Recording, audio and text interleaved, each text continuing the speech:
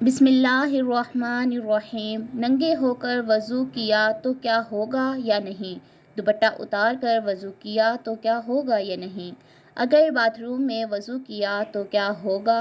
غسل اور وضو کے اہم مسائل ضرور سنیے۔ محترم ناظرین، ہماری آج کی ویڈیو دین اسلام کے ان اہم اور نازک مسائل پر روشنی ڈالتی ہے جو ہمارے روزمرہ کے اعمال اور عبادت سے جڑے ہوئے ہیں۔ اکثر لوگ لا علمی یا غفلت کی وجہ سے ان میں غلطی کر بیٹھتے ہیں۔ اگر آپ بھی ان سوالات سے دوچار رہیں گے کہ ننگے ہو کر وضو کرنے سے وضو ہوتا ہے یا نہیں، اگر کسی نے صرف دوپٹہ اتار کر وضو کیا تو کیا وضو درست ہوگا یا نہیں، یا اگر کسی نے باتھ روم میں جہاں بیت الخلاء بھی ہو وضو کیا تو کیا اس وضو میں کوئی کمی یا خرابی تو نہیں؟ تو ان تمام سوالات کے جوابات جاننے کے لیے اس ویڈیو کو غور سے سنیے گا۔ اگر آپ دین اسلام کو صحیح طریقے سے سیکھنا چاہتے ہیں، خاص طور پر طہارت، وضو اور نماز اور دیگر بنیادی عبادات کے مسائل، تو اس ویڈیو کے ذریعے نہایت ہی ضروری ہے کہ ہم مختصر وقت میں آسان زبان میں درست علم حاصل کریں تاکہ ہماری عبادت میں کوئی خلل نہ آئے۔ وضو اور غسل جیسے مسائل بظاہری معمولی لگتے ہیں، مگر ان کی اہمیت اتنی ہی زیادہ ہے کہ اگر وضو صحیح نہ ہو تو نماز قبول نہیں ہوتی، نہ تلاوت قرآن۔ اگر غسل فرض ہو چکا ہو اور ہم نے اس کو صحیح طریقے سے ادا نہیں کیا تو ہم ناپاکی کی حالت میں عبادت انجام دے رہے ہوتے ہیں، جو کہ شریعت کی روشنی میں سخت گناہ ہے۔ ہماری آج کی ویڈیو ان تمام مسائل کو قرآن و سنت کی روشنی میں بیان کرے گی، ساتھ میں احادیث اور فقہی روایت کی بھی شامل کی جائے گا تاکہ آپ مکمل اور مستند علم حاصل کر سکیں۔ اگر آپ چاہتے ہیں کہ آپ کی عبادت درست ہو، آپ شریعت کے مطابق زندگی گزاریں اور آپ کے روزمرہ کے سوالات کا قرآن و سنت کی روشنی میں واضح اور دلائل سے بھرپور جواب ملے، تو ویڈیو کو آخر تک لازمی دیکھیے گا، کیونکہ علم سکھانا فرض ہے اور جو علم سیکھ کر دوسروں تک پہنچاتا ہے وہ صدقہ جاریہ کا ذریعہ بن جاتا ہے۔ ناظرین، نماز کے لیے وضو ایسی ضروری چیز ہے کہ اس کے بنا نماز نہ ہوتی ہے، بلکہ جان بوجھ کر بغیر وضو نماز ادا کرنے کو علم کفر لکھتے ہیں۔ یہ اس لیے کہا گیا ہے کہ اس بے وضو یا غسل نماز پڑھنے والے نے عبادت کی بے ادبی اور توہین کی۔ نبی کریم صلی اللہ علیہ وآلہ وسلم نے فرمایا کہ جنت کی کنجی نماز ہے اور نماز کی کنجی طہارت ہے۔ قرآن و حدیث میں وضو کے بہت سے فضائل بیان کیے گئے ہیں۔ اللہ تعالیٰ قرآن پاک میں ارشاد فرماتا ہے، اے ایمان والو، جب تم نماز پڑھنے کا ارادہ کرو تو اپنے مٹھ اور کوہنیوں تک ہاتھوں کو دھو اور سروں کا مسح کرو اور ٹخنوں تک پاؤں دھو۔ حضور اقدس صلی اللہ علیہ وآلہ وسلم کا ارشاد ہے، قیامت کے دن میری امت اس حال میں بلائی جائے گی کہ منہ اور ہاتھ پاؤں آثار وضو سے چمکتے ہوں گے، تو جس سے ہو سکے چمک زیادہ کریں۔ بخاری، امام مسلم۔ ابو ہریرہ رضی اللہ تعالیٰ عنہ سے روایت ہے، حضور سیدنا عالم نے صحابہ کرام سے ارشاد فرمایا، کیا میں تمہیں ایسی چیز نہ بتاؤں جس کے سبب اللہ تعالیٰ خطائیں معاف فرما دے اور درجات بلند کرے؟ عرض کی، ہاں یا رسول اللہ صلی اللہ علیہ وآلہ وسلم نے فرمایا، جس وقت وضو ناگوار ہوتا ہے اس وقت وضو کامل کرنا اور مسجدوں کی طرف قدموں کی کثرت اور ایک نماز کے بعد دوسری نماز کا انتظار، اس کا ثواب ایسا ہے جیسے کفار کی سرحد پر اسلام شہروں کی حمایت کے لیے گھوڑا باندھنے کا۔ رسول اللہ صلی اللہ علیہ وآلہ وسلم نے فرمایا کہ مسلمان بندہ جب وضو کرتا ہے تو کلی کرنے سے منہ کے گناہ گر جاتے ہیں، اور جب ناک میں پانی ڈال کر صاف کرتا ہے تو ناک کے گناہ نکل جائیں گے، اور جب منہ دھویا تو اس کے چہرے کے گناہ نکلے، یہاں تک کہ پلکوں کے گناہ، اور جب ہاتھ دھوئے تو ہاتھوں کے گناہ نکلے، یہاں تک کہ ہاتھوں کے ناخنوں سے نکلے، اور جب سر کا مسح کیا تو سر کے گناہ نکلے، یہاں تک کہ کانوں سے نکلے، اور جب پاؤں دھوئے تو اس پاؤں کی خطائیں نکلی، یہاں تک کہ ناخنوں سے بھر اس کا مسجد کی طرف جانا اور نماز پڑھنا اس سے بھی زیادہ افضل ہے۔ امام مالک و انسائی عبداللہ رضی اللہ تعالی عنہ سے مروی ہے، رسول صلی اللہ علیہ وآلہ وسلم نے فرمایا جو سخت سردی میں کامل وضو کرے اس کے لیے دگنا ثواب ہے۔ حضرت امیر المؤمنین مولا علی کرام اللہ وجہہ رحمۃ اللہ علیہ فرماتے ہیں، رسول صلی اللہ علیہ وآلہ وسلم نے فرمایا تم میں سے جو کوئی وضو کرے اور کامل وضو کرے پھر پڑھے اشہد ان لا الہ الا اللہ وحدہ لا شریک لہ اشہد ان محمدا عبدہ ورسولہ، اس کے لیے جنت کے 8 دروازے کھول دیے جاتے ہیں، جس دروازے سے چاہے داخل ہو جائے۔ ناظرین، حضرت عائشہ صدیقہ رضی اللہ تعالی عنہا کا فرمان ہے کہ اگر کوئی شخص برہنہ ہو کر وہ غسل کرتا ہے، نہاتا ہے تو اس کا وضو ہو گیا یا نہیں، اس غسل کے ساتھ وہ نماز پڑھ سکتا ہے، پھر نماز سے پہلے اس کو دوبارہ وضو کرنا پڑے گا۔ تو اس حوالے سے مکمل تفصیلات آج کی اس ویڈیو میں ہم بتائیں گے۔ ناظرین، وضو والے جتنے بھی اعضاء ہیں یعنی وضو میں 4 فرائض ہیں۔ نمبر 1 چہرہ دھونا، نمبر 2 دونوں بازو کوہنی سمیت دھونا، نمبر 3 سر کا مسح کرنا، نمبر 4 دونوں پاؤں ٹخنوں سمیت دھونا۔ تو جب بندہ غسل کرتا ہے تو غسل میں تو یہ ہوتا ہے کہ نہ کہ پورے جسم پر پانی بہایا جائے، حتیٰ کہ جس کا کوئی حصہ بال برابر بھی خشک نہ رہ جائے۔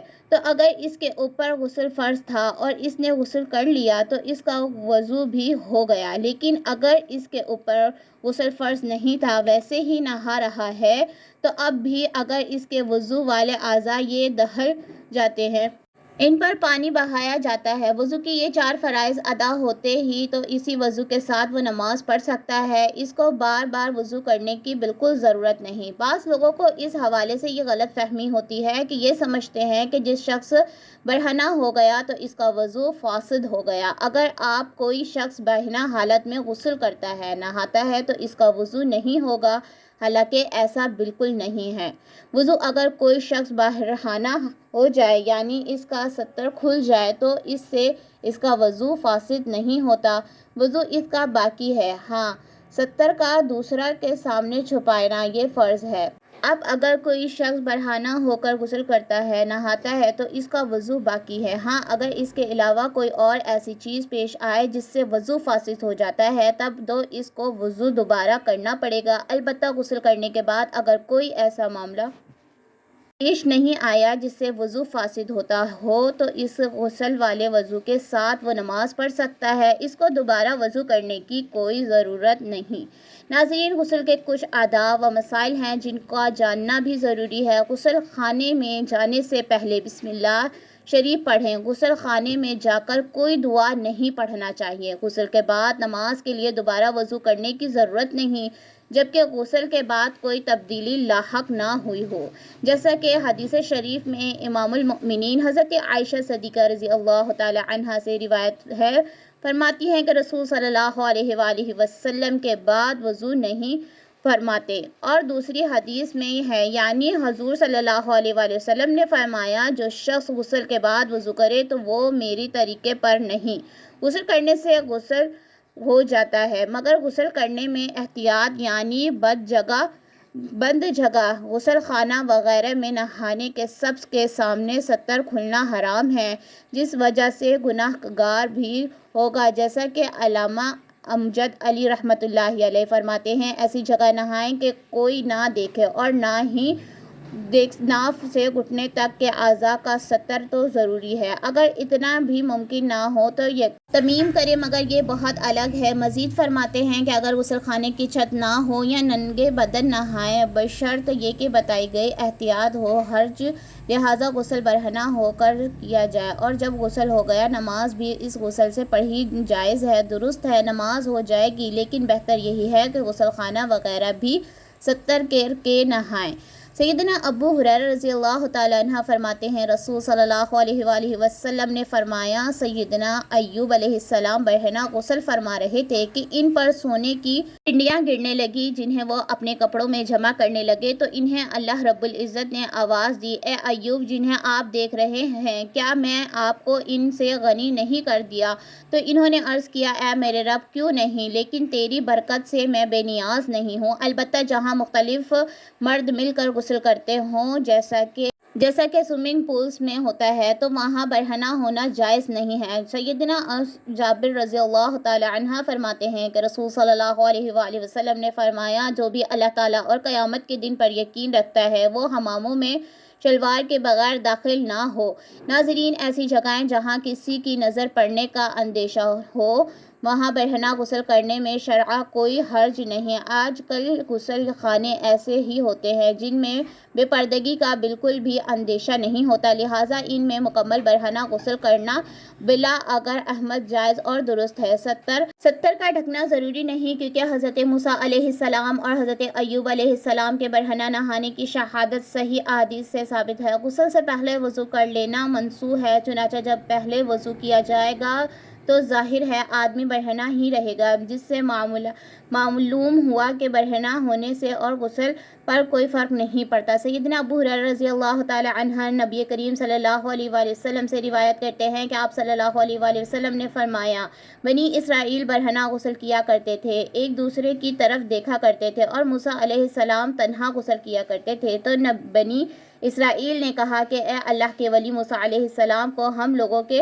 ہمراہ غسل کرنے سے سوا اس کے کچھ معنی نہیں ہوں گے، وہ یعنی ایک قسم کے مردانہ بیماری میں مبتلا ہیں۔ اتفاق سے ایک دن موسیٰ علیہ السلام غسل کرنے لگے اور اپنا لباس پتھر پر رکھ دیا، اور وہ پتھر ان کا لباس لے کر بھاگ گیا، اور موسیٰ علیہ السلام بھی اس کے تعاقب میں یہ آ گئے، دوڑ کے اے پتھر میرے کپڑے دے دے، اے حجر میرے کپڑے دے دے، یہاں تک کہ نبی اسرائیل علیہ السلام نے موسیٰ علیہ السلام کی طرف دیکھ کر کہا، واللہ موسیٰ علیہ السلام کو کچھ بیماری نہیں ہے، اور پتھر ٹھہر گیا۔ موسیٰ علیہ السلام نے اپنا لباس لے لیا اور پتھر کو مارنے لگے۔ سیدنا ابو ہریرہ رضی اللہ تعالی عنہ کہتے ہیں کہ اللہ کی قسم، موسیٰ علیہ السلام کی مار سے اس پتھر پر 6 یا 7 نشان اب تک باقی ہیں۔ ناظرین، اس کے علاوہ وضو کے ٹوٹنے کے اسباب کے بارے میں بہت سے سوالات ہوتے ہیں، کچھ غلط فہمیاں ہوتی ہیں، تو اس کے بارے میں بھی جان لیتے ہیں۔ ناظرین، کپڑوں کے اوپر سے ہاتھ لگے یا بغیر کپڑوں کے اس سے وضو نہیں ٹوٹتا۔ اسی طرح غسل کے دوران بدن کے کسی بھی حصے پر ہاتھ لگ جائے اس سے وضو نہیں ٹوٹتا، اور نہ ہی دوبارہ وضو کرنے کی ضرورت ہوتی ہے۔ حدیث پاک میں ہے، بدن میں کوئی چیز داخل ہونے سے روزہ اور بدن سے کسی چیز کے خارج ہونے سے وضو ٹوٹ جاتا ہے۔ وضو ٹوٹنے کے اسباب درج ذیل ہیں۔ جن چیزوں سے وضو ٹوٹ جاتا ہے وہ 2 قسم کی ہیں۔ نمبر 1، جو انسان کے جسم سے نکلے، جیسے پیشاب، پخانہ، ریح وغیرہ۔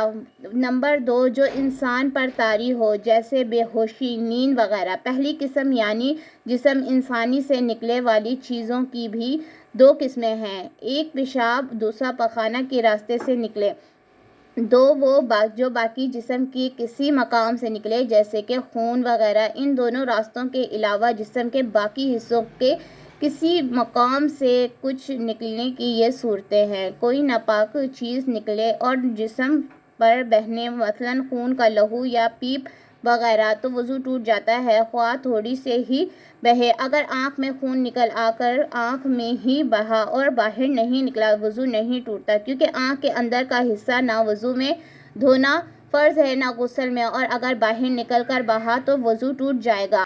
اگر خالص بلغم نکلے تو وضو نہیں ٹوٹے گا، خواہ منہ بھر بھی ہو۔ منہ یا دانتوں سے خون تھوک کے ساتھ مل کر آئے تو اگر خون غالب یا برابر ہے تو وضو جاتا رہے گا، اور کم ہے تو نہیں ٹوٹتا۔ اگر زخم پر خون ظاہر ہو اور اس کو انگلی یا کپڑے سے پونچھ لیا، پھر ظاہر ہوا، پھر پونچھ لیا، کئی بار ایسا ہوا، اگر یہ سب دفعہ خون مل کر اتنا ہو جاتا ہے کہ جائے تو وہ ٹوٹ جاتا ہے، ورنہ نہیں۔ اگر آنکھ یا کان یا چھاتی یا ناف کے کسی حصے جسم سے درد کے ساتھ پانی نکلا تو اس سے وضو ٹوٹ جائے گا، اگر بغیر درد کے نکلا تو وضو نہیں ٹوٹے گا۔ اگر آنکھ نہ دکھی ہو، نہ اس میں کھٹک ہو، اور محض نزلے کی وجہ سے یا یوں ہی پانی بہہ رہا ہو، آنسو نکل آ جائے تو وضو نہیں ٹوٹے گا۔ اگر جمع ہوا خون مسوار کے دانے کے برابر ناف صاف کرتے ہوئے وقت نکلا تو وضو باقی رہا۔ وضو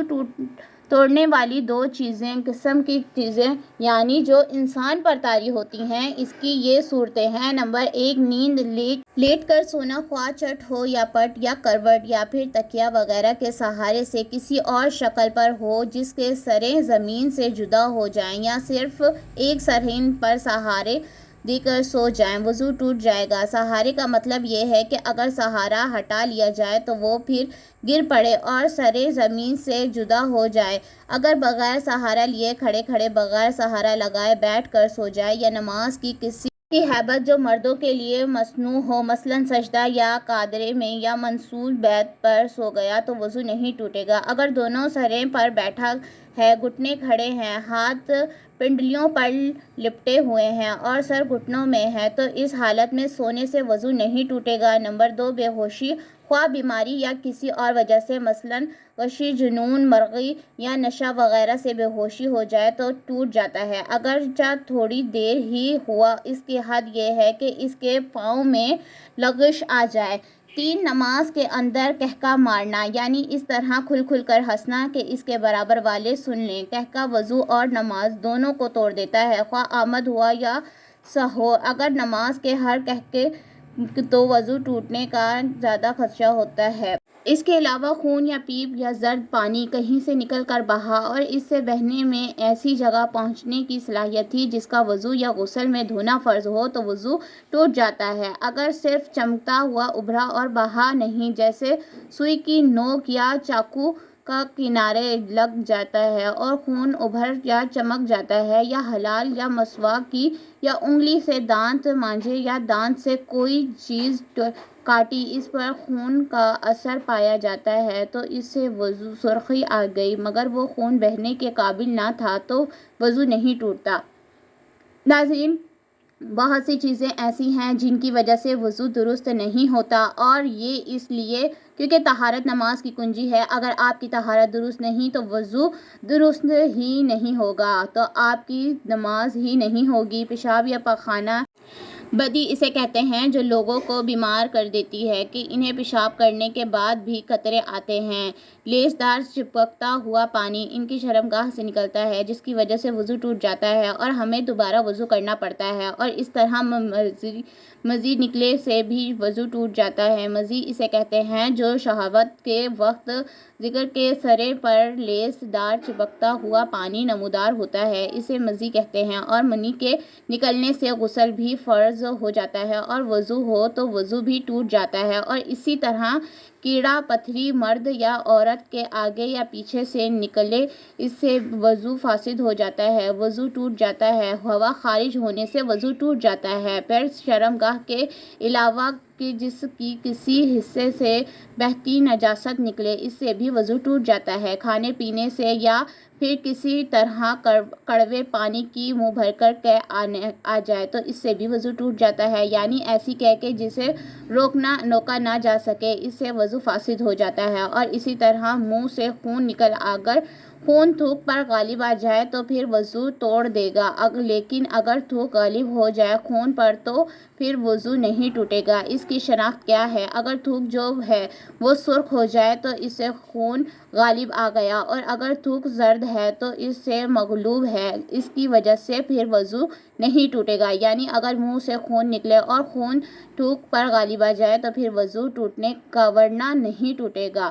غفلت اور نیند سونے والی کی وجہ سے وضو فاسد ہو جاتا ہے اور پھر دوبارہ وضو فرض ہو جاتا ہے۔ اس کے بعد بے ہوشی کی وجہ سے، یعنی اگر آپ کا وضو اور کسی بھی وجہ سے آپ بے ہوش ہو جاتے ہیں تو وضو ٹوٹ جاتا ہے۔ جنون کی وجہ سے بھی وضو ٹوٹ جاتا ہے۔ جنون مطلب بہت زیادہ غصہ کرنا، کیونکہ غصہ حرام ہے اور شیطانی عمل ہے تو اس سے بھی وضو ٹوٹ جاتا ہے۔ نشہ کرنے سے بھی وضو ٹوٹ جاتا ہے، کیونکہ ظاہر بات ہے کہ ہر کوئی جانتا ہے کہ شراب نوش اسلام میں حرام ہے۔ رکوع اور سجود والی نماز میں جاگنے کی حالت میں قہقہ لگانا یعنی زور زور سے ہنسنا، اس سے بھی وضو فاسد ہو جاتا ہے۔ مرد یا عورت کی شرمگاہ کے ساتھ انتشاب کی حالت میں بلا حائل، اس سے بھی وضو ٹوٹ جاتا ہے۔ ناظرین، اس طرح بعض لوگوں کو یہ بھی سوال کرتے ہیں کہ کپڑوں کے اوپر سے پیشاب والی والی جگہ پر ہاتھ لگ جائے تو کیا وضو ٹوٹ جاتا ہے؟ اور غسل کرتے ہوئے بھی بندے کا ہاتھ لگ جائے تو کیا غسل کے بعد وضو کرنا چاہیے؟ تو جواب یہ ہے کہ کپڑوں کے اوپر سے ہاتھ لگے یا بغیر کپڑوں کے اس کے وضو نہیں ٹوٹتا۔ اسی طرح غسل کے دوران بدن کے کسی بھی حصے پر ہاتھ لگ جانے سے وضو نہیں ٹوٹتا اور نہ ہی دوبارہ وضو کی ضرورت ہوتی ہے۔ حدیث پاک میں ہے بدن میں کوئی چیز داخل ہونے سے روزہ اور بدن سے کسی چیز کے خارج ہونے سے وضو ٹوٹ جاتا ہے۔ تو ناظرین، کپڑے بدلنے یا ستر دیکھ لینے سے وضو نہیں ٹوٹتا، لہٰذا کپڑے بدل کر اسی وضو سے نماز